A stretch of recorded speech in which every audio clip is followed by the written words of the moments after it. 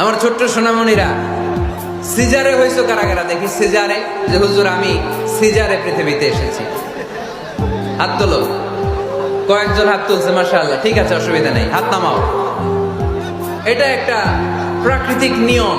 মায়ের পেট থেকে পৃথিবীতে আমরা এইভাবে আসি। কেউ প্রাকৃতিক পদ্ধতিতে আসি, কেউ সিজারে আসি। যারা সিজারে আসছে তারা এই কষ্টটা সহ্য করে নাই, তাদের অন্য ধরনের স্ট্রাগল পৃথিবীতে আসার পরে। কিন্তু আমরা যারা নরমাল প্রসেসে এসেছি সেই সময়টার কথা খেয়াল করেন। আমাদের দেহের সাইজ অনেক বড়, আমাদের ওজন অনেক বেশি, কিন্তু আমাদের মায়ের যেই অঙ্গটা দিয়ে আমরা পৃথিবীতে এসেছি ওই জায়গাটা বড় সরু।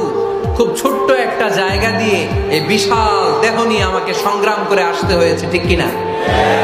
এবং এটা ল্যাবরেটরিক্যালি প্রুভড, সায়েন্টিফিক্যালি অ্যাটাস্টেড যে এটা একজন বাচ্চার জন্য, নবজাতক নিউ বর্ন বেবির জন্য খুবই স্বাস্থ্যকর, খুবই হেলদি। কারণ এই ছোট্ট জায়গাটা দিয়ে, মায়ের ওই ছোট্ট অঙ্গ দিয়ে আমরা যে পৃথিবীতে আসি, আমাদেরকে একটা চাপ সহ্য করতে হয়। ওই চাপের কারণে আমার নাকের ভিতরে, কানের ভিতরে যে ধরনের দূষিত গ্লিসারিন আছে, পদার্থ আছে, এগুলো সব বের হয়ে যায়।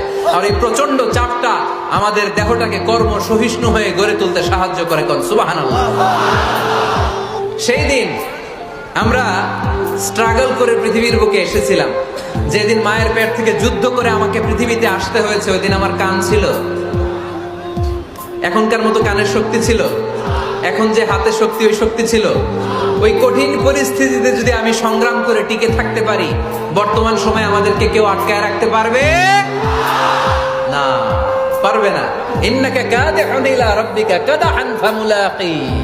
আল্লাহ বললেন, ও বনি আদম, তোমাকে কষ্ট করতে করতে আমার কাছে আসতে হবে। আবার আল্লাহ বললেন, লাকাদ খালাকনাল ইনসানা ফি কাবাদ। আমি বনি আদমকে, দুনিয়ার সবগুলো মানুষকে কর্মসহিষ্ণু করে তৈরি করেছি। সুবহানাল্লাহ বলেন। কর্মসহিষ্ণু। আমাদের এক একজন মানুষ যে আমরা কতটা কষ্ট আর ধৈর্য সহ্য করতে পারি আপনি কল্পনাও করতে পারবেন না। নর্মাল প্রসেসে আমাদের মা যেদিন আমাদেরকে ডেলিভারি দিয়েছিলেন, তখন আমাদের মা 57 ইউনিট প্লাস।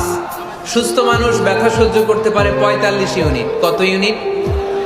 কিন্তু আমাদের মা যেদিন আমাদেরকে দুনিয়ার বুকে এনেছিলেন, সেদিন আমার মা, আপনার মা ব্যথা সহ্য করেছিল 57 ইউনিট প্লাস, 57 ইউনিটেরও বেশি।